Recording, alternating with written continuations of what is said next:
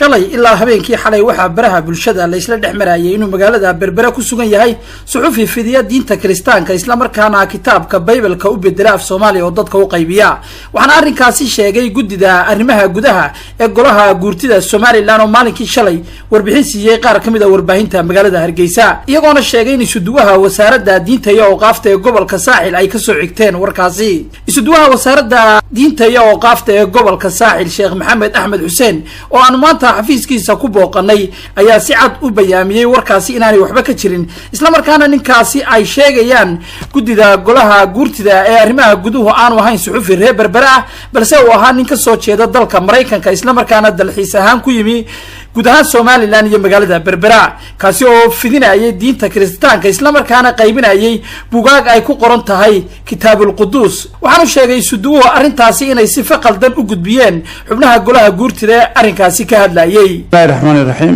Alhamdulillah Rabbil Alamin suma salatu wassalamu ala Rasulillah sallallahu alayhi wasallam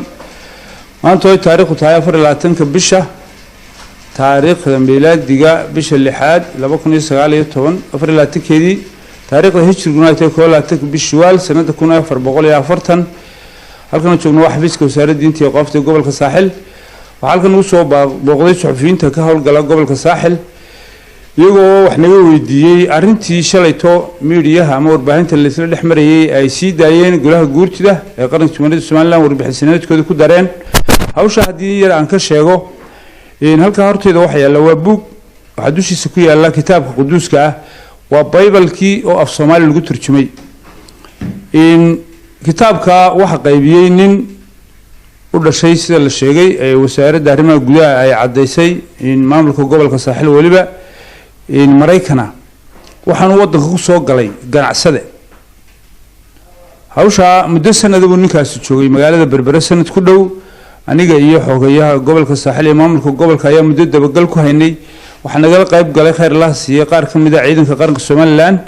oo hawsha nala fududeeyay waxaan ku guuleysanay inaanu inkastoo la sheegay inuu buugaag badan qaybiyay say dadka qaar noo sheegan wali laakiin aan xogti rasmiyeed ku daba jiro inuu buugaag badan qaybiyay kaasaan ku guuleysanay marka inaanu qabanno marka waxa dhacday muddo imika bil ka hor hadii aan khaldanayn golaha guurtida Soomaaliland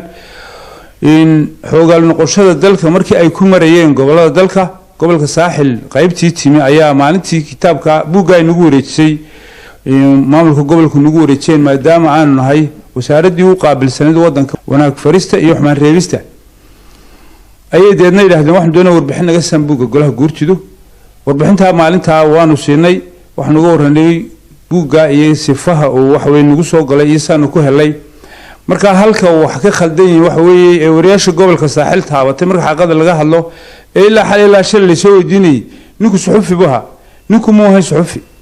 Somalilanderna ma ahay Soomaalina ma ahay nin muslim waxa ninki ki buuga Kiristaanka afidinaya waha waana Bible-ka oo Soomaali ku turjuman dhalashadiisuna Mareykan bay la sheegay sida ay sheegeen maamulka gobolka ninkaas inuu wadanka ka baxay wadanka laga saaray kadib baan anagu waxa weeyaan hawsha markaan buuga helay intii kalena waan ku daba jiraa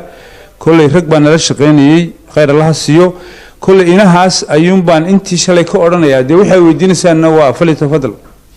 gudida arrimaha bulshada ninkii gudoomiye oo ay gurta u sheegay inaad u sheegtay suxufi Berbera degan inuu fidinayay diinta Kiristaanka buugaag Bible-na uu turjumay arrintaasi aaday baraha bulshada iyo xalay loo hadlayay maxaad ku kala gareynaysaa sheegaysaa ninkaasi inaanu ahayn nin suxufi Berbera waxa weeyaan waan ku arkay qudhaydu wax baraha bulshada oo waan ka arkay Facebook fariimo badan oo la iga soo diray oo la leeyahay wasaaradda diinta iyo awqaafta warka sheegay ninkaasi ma ahayn suxufi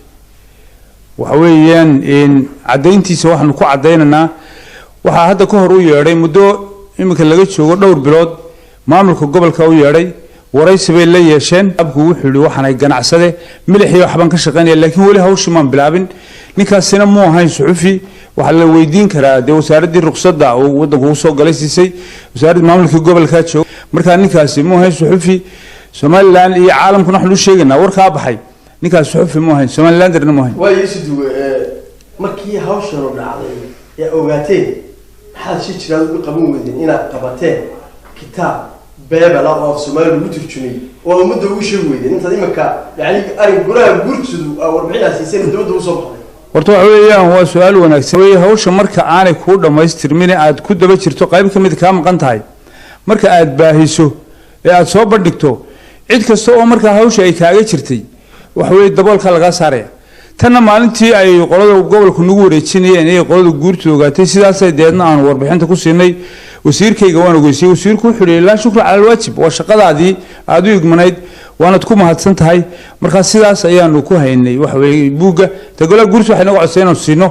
marka waxaanu dee u haysanay inaan isku difaacno dee hadda markaan laga weydiiyo cadaynta marka saasaan ugu diidnaan ku hayn marka gudoomiyaha arrimaha bulshada kula guurtu waxaad leedahay warkii uu sheegay si qaldan uu sheego aan si sax ahayd aad ugu gudbisaan ahayd ninkaasi suxufi ma hayn ha